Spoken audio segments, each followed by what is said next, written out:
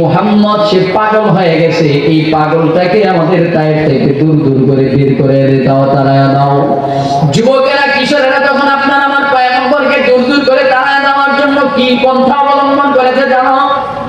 ওই পাথরের কঙ্করের পাথরের কণাগুলো তখন তারা সংগ্রহ করে আপনার আমার পয়গম্বরকে পাথর মেরে ঢিল মেরে পয়গম্বরকে তায়েফ থেকে বের করে দেওয়ার জন্য, তায়েফ থেকে বের করার জন্য ব্যবস্থা গ্রহণ করে। তায়েফ থেকে বের করার জন্য পাথর মারতে থাকে, ঢিল মারতে থাকে। পাথর মারতে মারতে ঢিল মারতে মারতে 2 মাইল পর্যন্ত পয়গম্বরকে তায়েফ থেকে দূরে নিয়ে যাওয়া হয়। শরীরের মধ্যে পয়গম্বরের শরীরটা পাতলা চামড়া মোবারকের ছিল। রাসূলের সফর সাথী যায়েদ বিন হারিসা বলে, আপনার আমার পয়গম্বরের শরীরটা পাতলা চামড়া মোবারক, এই পাতলা চামড়া মোবারকের মধ্যে পাথরের আঘাতগুলো, পাথরের কণাগুলো পয়গম্বরের শরীরের মধ্যে বিঁধে যায়। আমি পয়গম্বরের যেই জায়গা থেকে পাথরের কণাগুলো সরাই, ওই জায়গা থেকেই কেমন যেন রক্তের স্রোত দ্বারা প্রবাহিত হতে থাকে। পয়গম্বরের পাথরের আঘাতে আঘাতে সিরাত ইবনে হিশামের বর্ণনায় পাওয়া যায় পয়গম্বরের পা মোবারক ফেটে যায়। পা মোবারক ফেটে গিয়ে পা থেকে ঝরঝর ঝরঝর করে রক্ত প্রবাহিত হতে থাকে। সমস্ত শরীর থেকে রক্ত ঝরতে থাকে, রক্তে সমস্ত শরীরটা রঞ্জিত হয়ে গেল, লাল হয়ে গেল। পয়গম্বর রক্তকে মাটির মধ্যে পড়তে দেয় না। পয়গম্বর বলেন, যায়েদ, হে যায়েদ শোনো,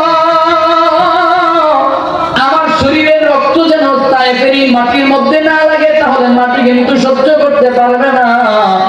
পয়গম্বরের সেই রক্ত মোবারক তখন কাপড় দিয়ে বিভিন্ন ভাবে পয়গম্বরের সেই রক্তকে আটকায় দেওয়া হয়। পয়গম্বরকে দূর দূর করে তাড়ায় দেওয়া হয়, বিভিন্ন ভাবে আঘাত করা হয়।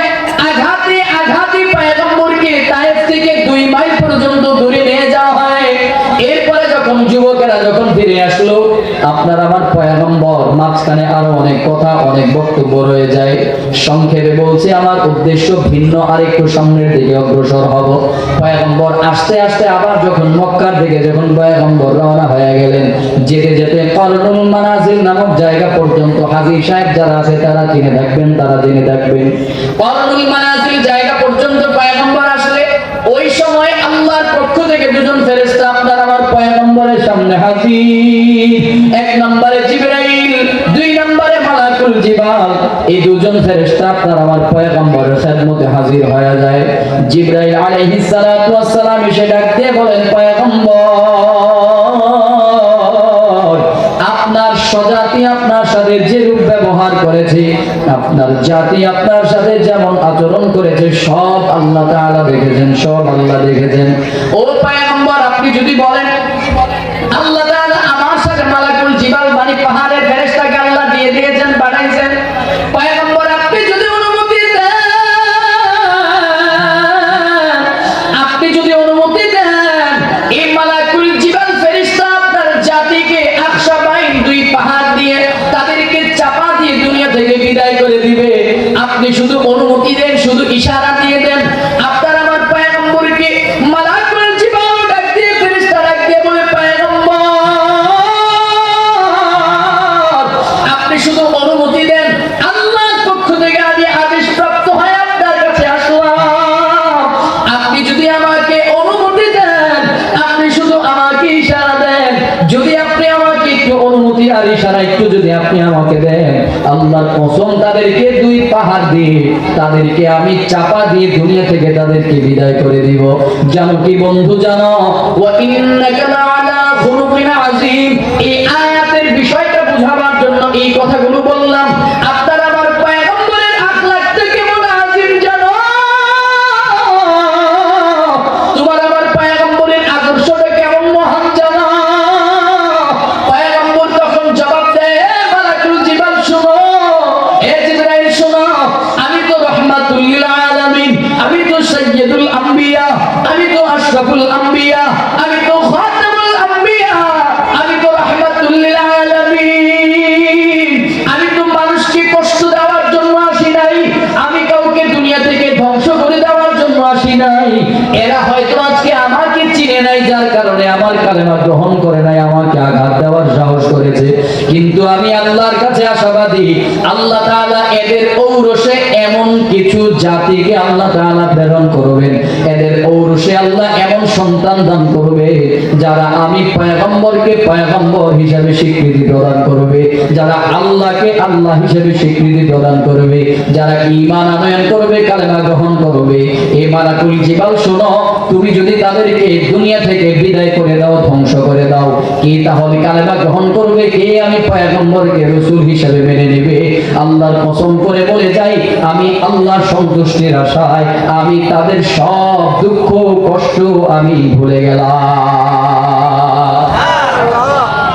সব ভুলে গেলাম। ভালো করে একটু বোঝার চেষ্টা করেন, পয়গম্বর ওই সময়টাই শুধুমাত্র যদি একটু ইশারা দিতেন, যদি একটু হাতের ইশারা, আঙুলের ইশারাও যদি দিয়ে বলতেন যাও শেষ করে দাও, যদি একটু ইশারা দিতেন, মালাকুল জিবাল ফেরেশতা আকশাবাইন দুই পাহাড় দিয়ে তাদেরকে পাহাড় দিয়ে চাপা দিয়ে দুনিয়া থেকে বিদায় করে দিতেন।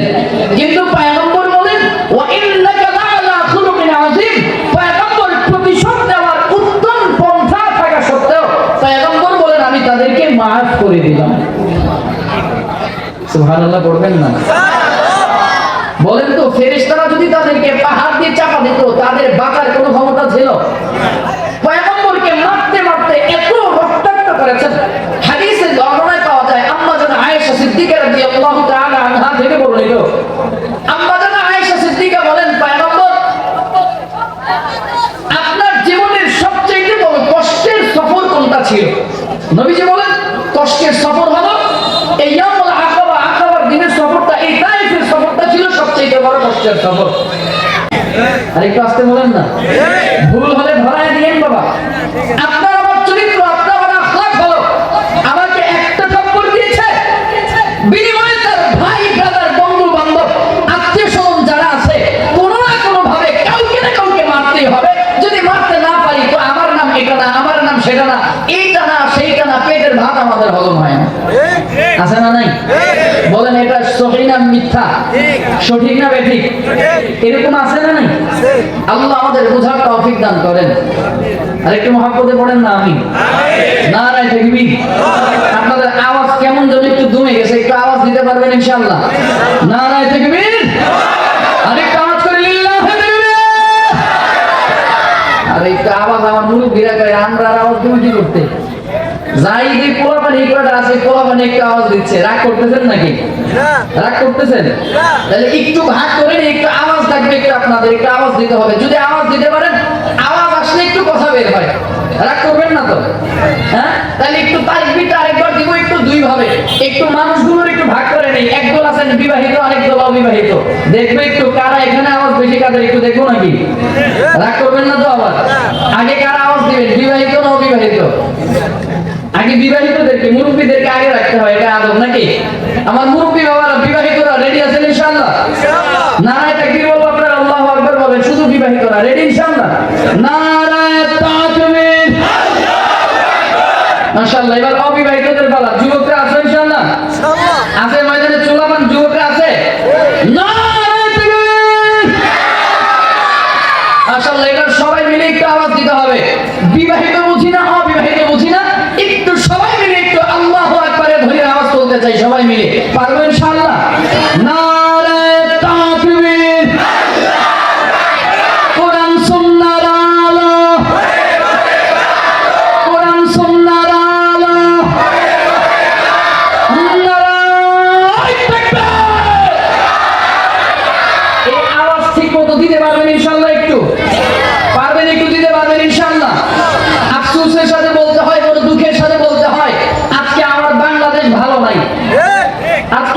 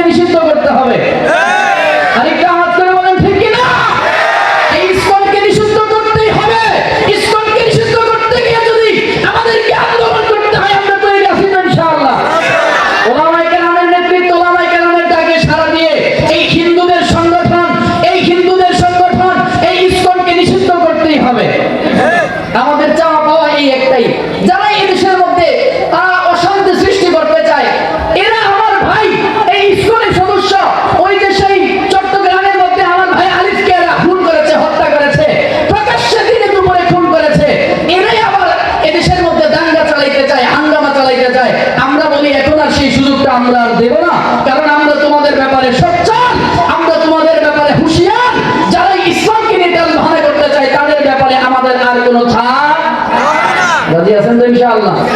আর একটু মহব্বতে বলেন রাজি আছেন তো ইনশাআল্লাহ? তবে আফসোসের সাথে আরো একটা দুঃখের সাথে কথা বলতে হয়, সেটা হলো 2024-এর স্বাধীনতার পরে আমরা বড় আশায় বুক বেঁধেছিলাম। সেটা হলো আমাদের দেশে একজন উপদেষ্টা হয়েছেন, তিনি হলেন ধর্ম উপদেষ্টা, আমাদের মাথার তাজ, আমাদের ছেলেটা, আমাদের খুব মহব্বতের মানুষ, আমাদের খুব ভালোবাসার প্রিয় মানুষ। আমরা মনে করেছিলাম এবার মনে হয় ইসলামের একটা উন্নতি হবে, এদেশের মধ্যে ইসলামের একটা জয় জয়কার একটা রব হবে, কারণ আমাদের একজন ধর্ম উপদেষ্টা আছে। কিন্তু আফসোসের সাথে বলতে হয়, এই ধর্ম উপদেষ্টা আমার মনে হয় তিনি আল্লাহ তাআলা তাকে সাড়া দিয়ে চলে গেছেন। কি ঠিক না? কি বলেন ঠিক না? কারণ কিছুদিন পূর্বে যখন দেখলাম হিন্দুদের দুর্গাপূজা হলো, ওই হিন্দুদের দুর্গাপূজায় ওনাকে শারদীয় দুর্গাপূজার শুভেচ্ছা দিতে দেখা গিয়েছে, হিন্দুদের পূজায় তাকে দেখতে দেখা গেল। কিন্তু আফসোসের ব্যাপার হলো, যখন কোরআনকে দেশের মধ্যে অপমান করা হলো, হিন্দুরা যখন আমার দেশের ধর্মগ্রন্থকে, আমাদের প্রাণের ধর্মগ্রন্থ কোরআনকে অপমান করলো, তখন ওনাকে কোনো বক্তব্যে কোনো ওনাকে খুঁজে পাওয়া গেল না। যখন আমাদের মাদ্রাসা পড়ুয়া 13 বছরের বাচ্চা আশামণিকে 3 দিন পর্যন্ত ধর্ষণ করা হয়, তখন ওনাকে খুঁজে পাওয়া যায় না। আবার যখন আমার দেশের ইমাম মহিবুল্লাহ সাহেবকে গুম করা হয়, খুন করা হয়, গুম করা হলো, নির্যাতন করা হলো, ওনাকে খুঁজে পাওয়া যায় না। আবার একের পর এক আমাদের আতাউল্লাহ বিক্রমপুরীকে যখন খুন করে ফেলার যখন হুমকি দেওয়া হয়, ওনাকে খুঁজে পাওয়া যায় না। তো আমরা বলতে চাই, আল্লাহ তাআলা আমাদের ধর্ম উপদেষ্টার কবরটা জান্নাতের বাগান বানায় দেন। কারণ উনি তো দেশে নাই, উনি তো দুনিয়াতেই নাই, থাকলে তো অবশ্যই কোনো না কোনো বক্তব্য আমরা পেতাম। কি বলেন ঠিক না? এজন্য আল্লাহর কাছে ওনার আত্মার মাগফিরাত কামনা করছি। আর যদি বেঁচে থাকে, আর যদি দুনিয়াতে আমাদের ধর্ম উপদেষ্টা থাকেই থাকেন, তো আমরা ওনার মাধ্যমে এদের সুষ্ঠু বিচার আমরা চাই।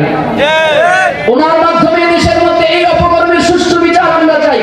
আল্লাহ আমাদেরকে বোঝার তৌফিক দান করেন, আমিন বলেন। রাগ করেছেন? আওয়াজে মনে হয় রাগ করছেন, একটু আওয়াজ দিতে পারবেন ইনশাআল্লাহ?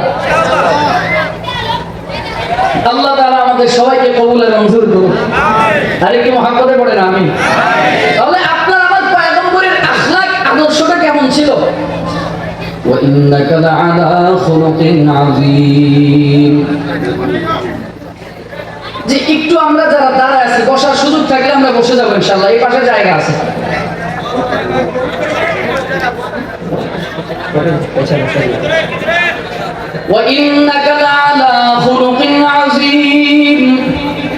আপনার আমার পয়গম্বরের আখলাক আদর্শটা কেমন ছিল বলে কেউ যদি পয়গম্বরকে আঘাত করেছে, ওই যে শুরুতে বললাম একটা খেজুরের বিনিময়ে 1 বালতি পানি উত্তোলন করেন কূপ থেকে, পয়গম্বরের গায়ে যখন আঘাত করে, পয়গম্বর ওই ইহুদির হাতের মধ্যে মালিশ করে দেন, হাতের মধ্যে মালিশ করে বলেন, হাতের মধ্যে তুমি বাবা ব্যথা বুঝোনি না। এটাই হলো আপনার আমার পয়গম্বরের আখলাক আদর্শ চরিত্র। আপনার আমার পয়গম্বরকে এজন্যই আল্লাহ তাআলা আপনার আমার জন্য আদর্শ বানায় দিয়েছেন, লিডার অনুসরণ বানায় দিয়েছেন। লাকাদ কানা লাকুম ফি রাসূলিল্লাহি উসওয়াতুন হাসানাহ। আপনার আমার পয়গম্বরকে আল্লাহ তাআলা আপনার আমার জন্য আদর্শ নেতা বানায় দিলেন, লিডার বানায় দিলেন। পয়গম্বর আকরাম সাল্লাল্লাহু আলাইহি ওয়াসাল্লামের আখলাক চরিত্রটা কেমন ছিল, তিনি কেমন ন্যায় বিচারক ছিলেন, সেটা বোঝাবার জন্য এবার বলবো। বুখারী এবং মুসলিমের হাদিসের একটা বর্ণনা আপনাদেরকে জানাই। বুখারী এবং মুসলিমের বর্ণনার হাদিস আম্মা জান আয়েশা সিদ্দিকা রাদিয়াল্লাহু তাআলা আনহা থেকে বর্ণিত। আন আয়েশা রাদিয়াল্লাহু তাআলা আনহা আন্নাহা ক্বালাত আন্না কুরাইশান আহাম্মাহুম শা'নুল মারআতি আহাম্মাহুম শা'নুল মারআতি মাখজুমিয়াতি আল্লাতী সারাকাত। বলে মাখজুমি গোত্রের একজন মহিলা পয়গম্বর আকরাম সাল্লাল্লাহু আলাইহি ওয়াসাল্লাম কেমন বিচারক ছিলেন এটা বোঝাবার জন্য একটু বলতে হয়। আম্মা জান আয়েশা সিদ্দিকা রাদিয়াল্লাহু তাআলা আনহা থেকে বর্ণিত, তিনি বলেন, আন্না কুরাইশান আহাম্মাহুম শা'নুল মারআতিল মাখজুমিয়াতিল্লাতী সারাকাত। একজন মহিলা চুরি করেছে। কে চুরি করেছে? বলে মাখজুমি গোত্রের একজন মহিলা চুরি করেছে। মাখজুমি গোত্রটা হলো কুরাইশ বংশের একটা শাখা, কুরাইশ বংশের একটা শাখা মাখজুমি গোত্র। ওই গোত্রের একজন মহিলা চুরি করেছে। আল্লাতী সারাকাত, মহিলাটা যখন চুরি করলো, এই বিচারটা আপনার আমার পয়গম্বর মুহাম্মদুর রাসূলুল্লাহ সাল্লাল্লাহু আলাইহি ওয়াসাল্লামের কাছে সেই চুরির বিচারটা চলে আসলো। বিচারটা চলে আসলে পয়গম্বর তখন কুরআনুল কারীম থেকে তেলাওয়াত করলেন, আস-সারিকু ওয়াস-সারিকাতু ফাকতুউ আইদিয়াহুমা। জানায়া দিলেন পয়গম্বর, বিচার সাথে সাথে জানায়া দিলেন কি বিচারের ফয়সালা কি হবে। আস-সারিকু ওয়াস-সারিকাতু ফাকতুউ আইদিয়াহুমা। পয়গম্বর বিচার করে দিলেন, চোর পুরুষ হোক বা মহিলা হোক, কেউ যদি চুরি করে তাহলে সঙ্গে সঙ্গে তার হাত কেটে দাও। একটু মুহাব্বতে বলবেন এই আইনটা প্রণয়ন করেছেন কে? আল্লাহ তাআলা বলেন, আস-সারিকু ওয়াস-সারিকাতু ফাকতুউ আইদিয়াহুমা। চোর পুরুষ হোক বা মহিলা হোক তার হাত কেটে দাও। সাহাবায়ে কেরাম একটু টেনশনের মধ্যে পড়ে গেলেন, একটু চিন্তার মধ্যে পড়ে যান। কিসের পেরেশানি, কিসের চিন্তা, কি টেনশন করতেছেন? সাহাবায়ে কেরামের দিলের মধ্যে তখন চিন্তা পেরেশানি হলো একটা বিষয় নিয়ে। মাখজুমি গোত্রটা হলো কুরাইশ বংশের একটা শাখা, আর এই কুরাইশ বংশের শাখার কুরাইশ বংশের মাখজুমি গোত্রের মহিলার যদি চুরির দায়ে যদি হাত কাটা যায়, ইহুদি যারা আছে এরা আপনার আমার পয়গম্বরের বংশটাকে নিয়ে ঠাট্টা করবে, মশকারি করবে, তিরস্কার করবে। এরা আপনার আমার পয়গম্বরের বংশটাকে নিয়ে মশকারি করবে, তিরস্কার করবে, বলে তোমাদের নবীর বংশের মহিলা চুরির দায়ে হাত কাটা গেছে। সাহাবায়ে কেরাম তখন পরামর্শ করলেন কি করা যায়। বলে পয়গম্বর, সাহাবায়ে কেরাম তখন পরামর্শ করলেন কি করা যায় এই বিষয়টা নিয়ে। ফাকালু, তখন সাহাবায়ে কেরাম বললেন, মাইয়ুকাল্লিমু ফিহা রাসূলুল্লাহ। কে এই বিষয়টা নিয়ে পয়গম্বরের কাছে পরামর্শটা জানাবে? পয়গম্বরকে কে এই বিষয়টা জানাবে? কোন বিষয়টা? বলে যে এই মহিলাটা আপনার আমার পয়গম্বরের বংশ, কুরাইশ বংশের একটা মহিলা। বলে পয়গম্বর তার হাত না কেটে চুরির বিচারটা শিথিল করে একটা আঙ্গুল কেটে সেই চুরির বিচারটা সহজ করে দেন। কে যাবে এই সুপারিশ নিয়ে? কে যাবে? সাহাবায়ে কেরাম একজন আরেকজনের দিকে তাকায়। এবার আমার দিকে একটু মনোযোগ দেন।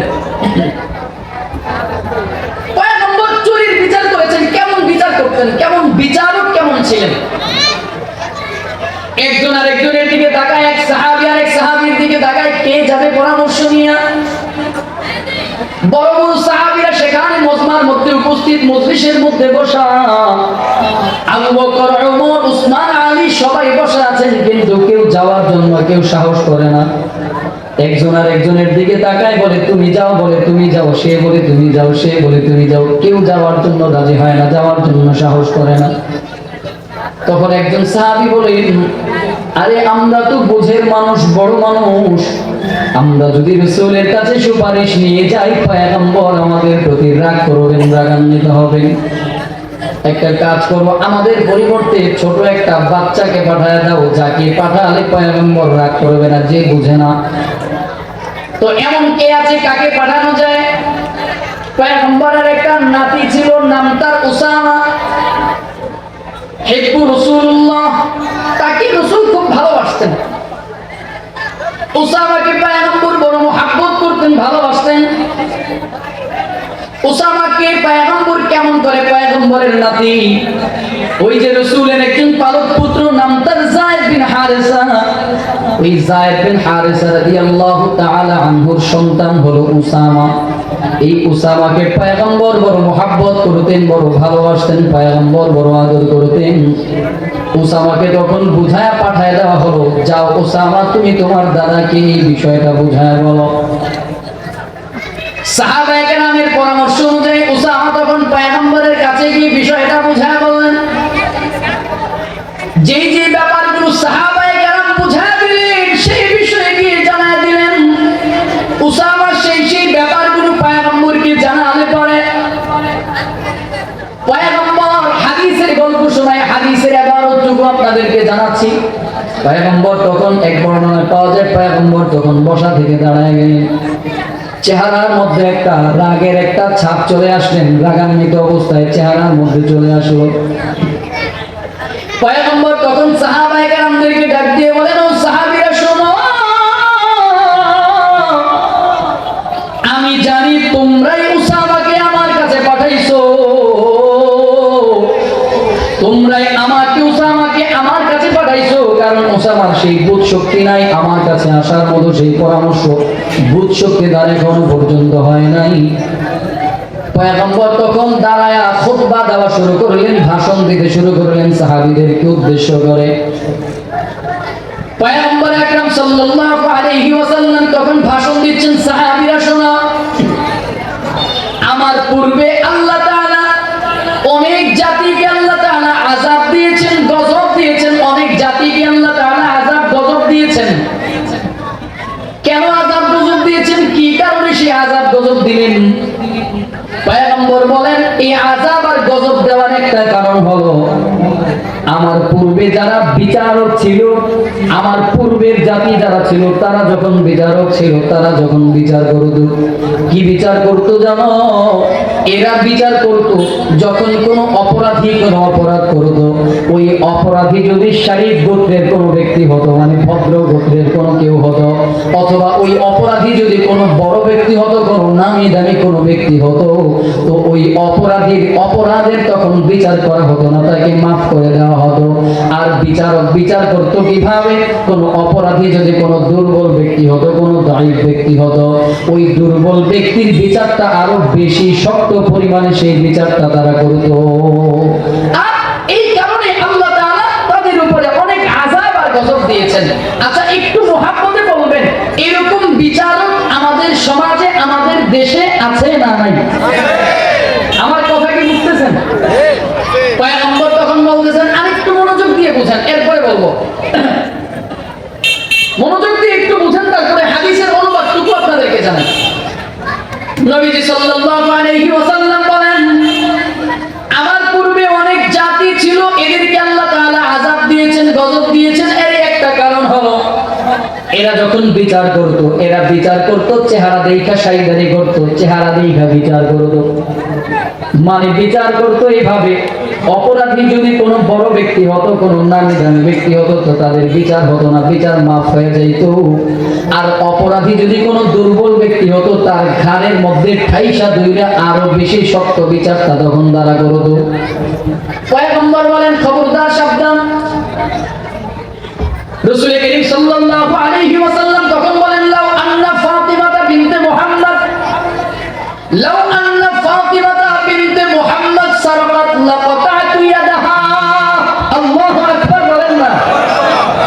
নবীজি সাল্লাল্লাহু আলাইহি ওয়াসাল্লাম বলেন, ঘটনাক্রমে যেই মহিলাটা চুরি করেছে তার নামও ফাতেমা, পয়গম্বরের মেয়ের নাম হলো ফাতেমা। নবীজি বলেন, লাউ আন্না ফাতিমাতা বিনতে মুহাম্মদ, আমার মেয়ে ফাতেমাও যদি চুরি করতো, লা সারাকাত, লাউ আন্না ফাতিমাতা বিনতে মুহাম্মদ সারাকাত, আমার মেয়ে ফাতেমাও যদি আজকে চুরি করতো, লাকাতাতু ইয়াদাহা, আমি আল্লাহর আইন, আল্লাহর বিধানটাকে বাস্তবায়ন করার জন্য আমি আমার নিজের মেয়ের হাত আমি নিজে কাইটা আল্লাহর বিধানটাকে বাস্তবায়ন করতাম। এবার বলেন, যারা বিচার করে আমার দেশে এমন বিচারক আছে না নাই? পয়গম্বরের আগের যুগের মতো এরকম বিচারক আছে না নাই? বর্তমানে আমাদের এই সমাজে আছে, আমাদের এই তিতাসে আছে, আছে না নাই? আমার বাড়ি কিন্তু কাপাসকান্দি, বেশি দূরে না, আমি কিন্তু টুকটাক জানি সবকিছু, টুকটাক সবকিছু কি জানাশোনা আছে। তাহলে আমাদের সমাজে, আমাদের দেশে এমন বিচারক আছে, রাতের আধারে টেবিলের নিচ দিয়ে 500 টাকার 1000 টাকার একটা ভান্ডিল ধরায় দিবেন, বিচার অটোমেটিক পাল্টায় আপনার দিকে যাবে। বলেন, এমন বিচার হয় কি হয় না? আরেকটু আস্তে বলেন, হয় কি হয় না? আমি বলতে চাই, এরাই হলো অরিজিনাল দুর্নীতিবাজ। আরেকটু আস্তে বলেন, এরাই হলো অরিজিনাল আসলে দুর্নীতিবাজ। তুমি সুদের টাকায় প্রাসাদে ঘর ঘুষ ছাড়ো না, দিন দুঃখী না খেয়ে মরে খবরে রাখো না। তুমি সুদের টাকায় প্রাসাদে ঘর ঘুষ ছাড়ো না, দিন দুঃখী না খেয়ে মরে খবরে রাখো না। তুমি ঘুষ খেয়ে বিচার করো সাজিয়া প্রধান, তুমি ঘুষ খেয়ে বিচার করো সাজিয়া প্রধান। তুমি কেমন বিচারক, তুমি কেমন বিচারক, কেমন মুসলমান, তুমি কেমন মুসলমান? আছে না নাই? আমরা বলতে চাই, দেখবেন বিচারকের বিচার কেমন করে। আপনি যখন কোন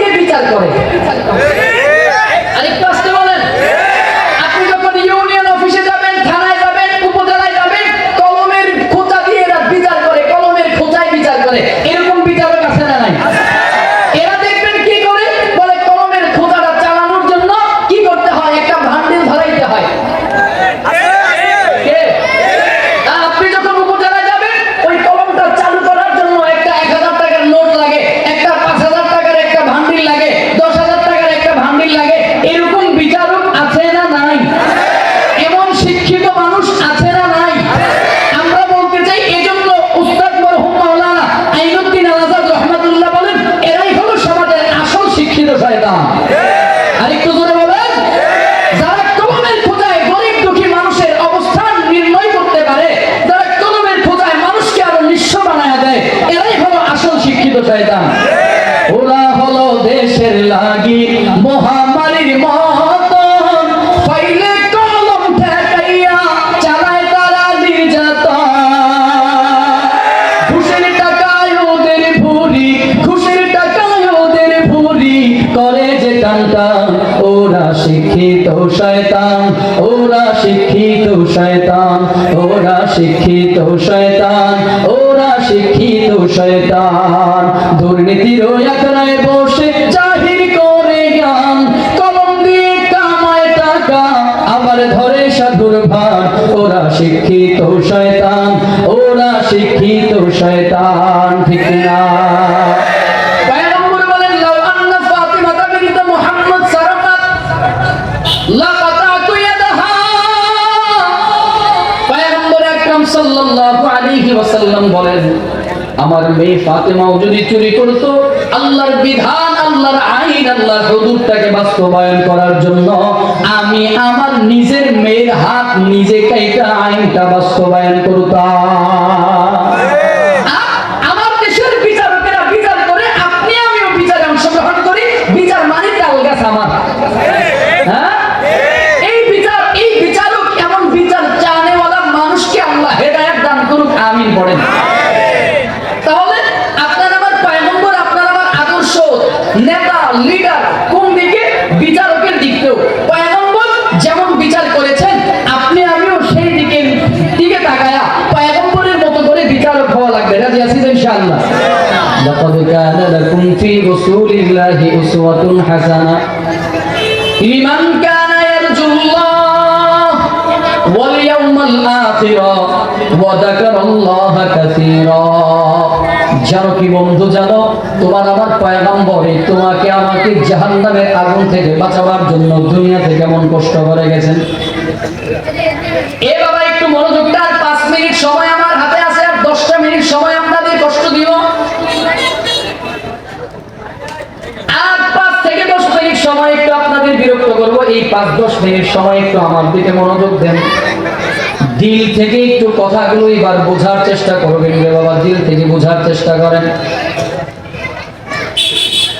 আপনার আমার পয়গম্বর হায়াতের জিন্দেগিটা আপনার আমার জন্য বড় কষ্ট করে গেছেন। শুধু উম্মতি উম্মতি বলে কেঁদেছেন।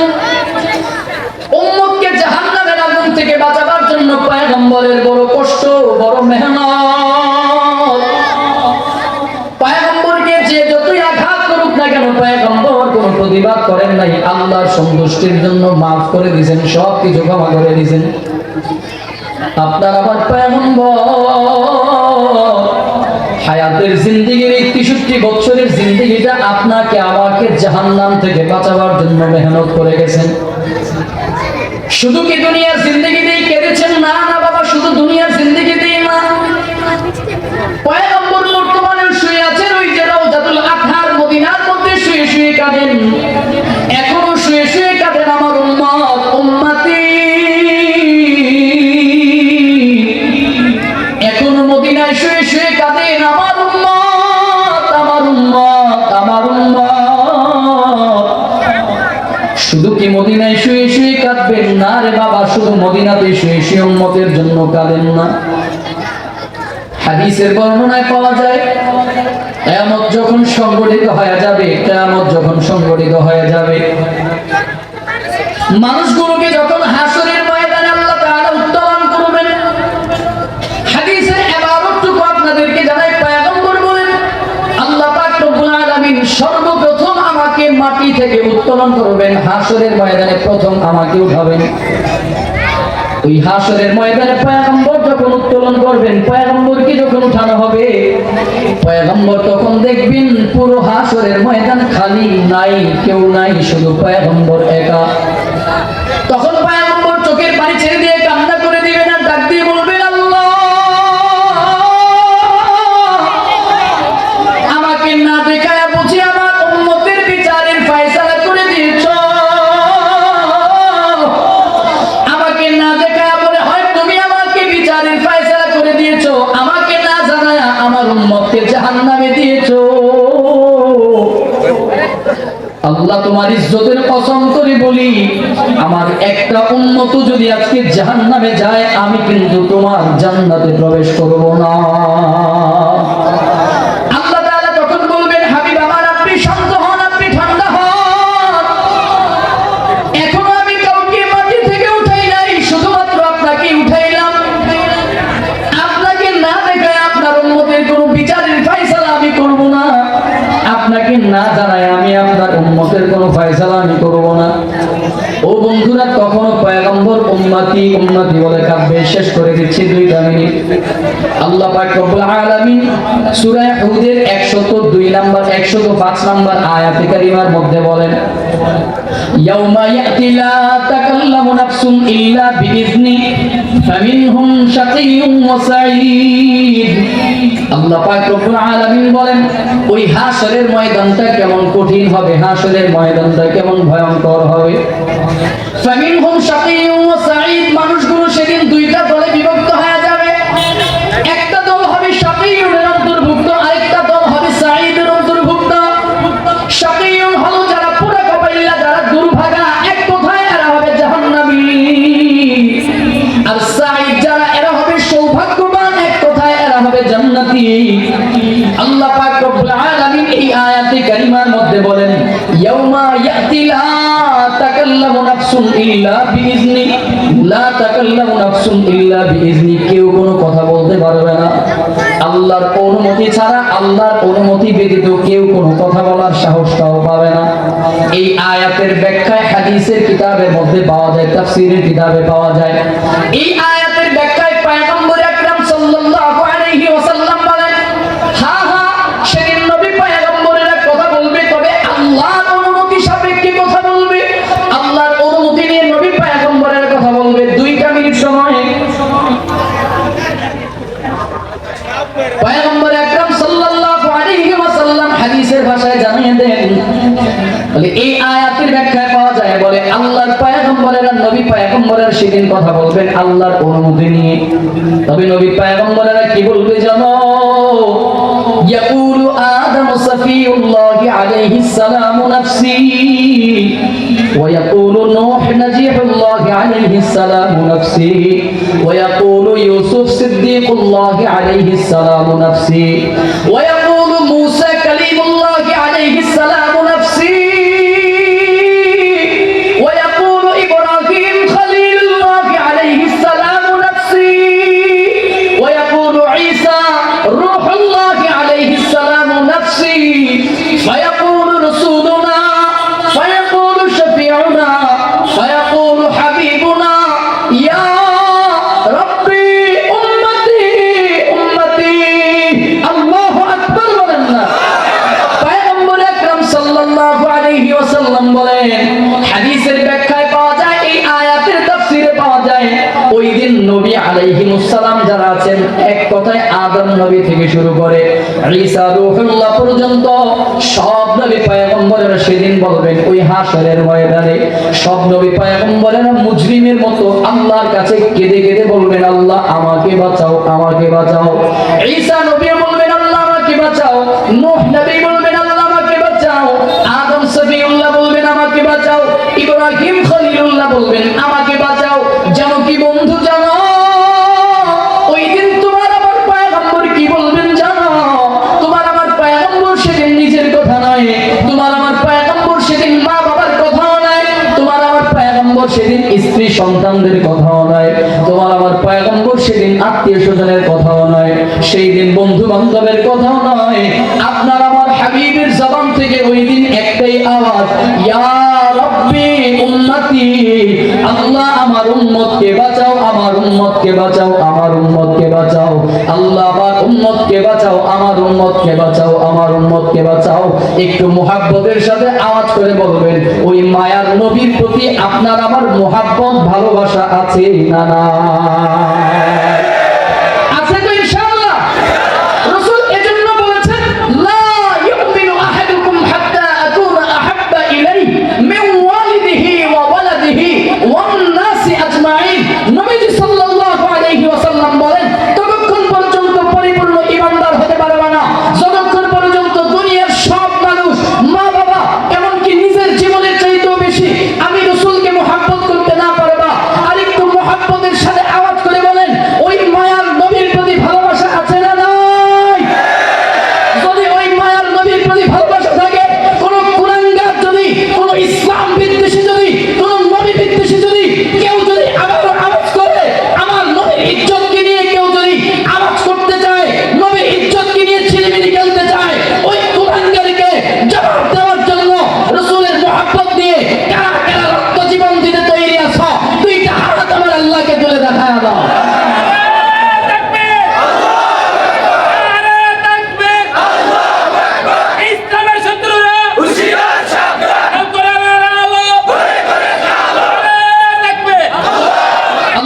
আমাদের সবাইকে রাসূলের সচ্চা আশিক হিসাবে কবুল আর মঞ্জুর করুক, পড়েন আমিন।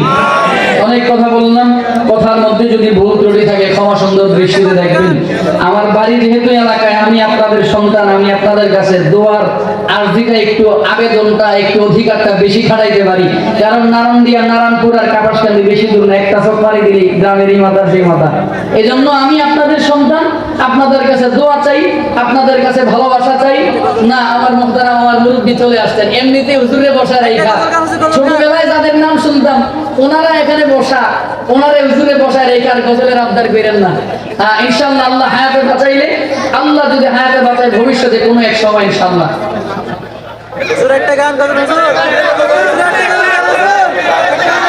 নরম না গরম? আরেকটু আস্তে। নরম না গরম? আরেকটু আস্তে। নরম না গরম? আমার দেশে দেখবেন ইসলাম বিদ্বেষী মানুষ আছে না নাই?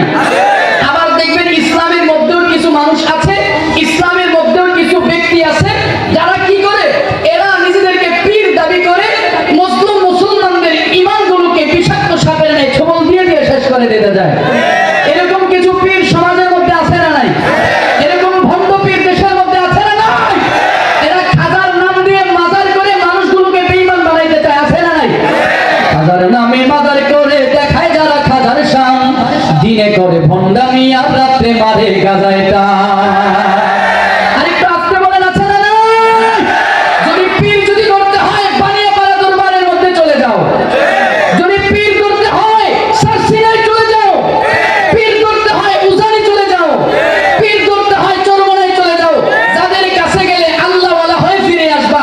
আর পীর ধরতে গিয়া যদি ওই মাইজবান্দারে যাও, পীর ধরতে গিয়া যদি আটরশি যাও, হ্যাঁ আল্লাহওয়ালা হওয়ার চাইতে তখন আই বিড়ি আর সিগারেট হয়াওয়ালা ফিরে আসবা, ঠিক কিনা?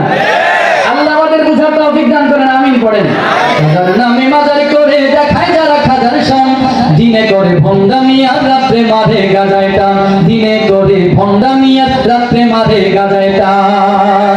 দাড়ি টুপি নাই রে কিছু আছে শুধু চুল, সুন্নতের খবর নাই সে আশিকে রাসূল। দাড়ি টুপি নাই রে কিছু আছে শুধু চুল, সুন্নতের খবর নাই সে আশিকে রাসূল।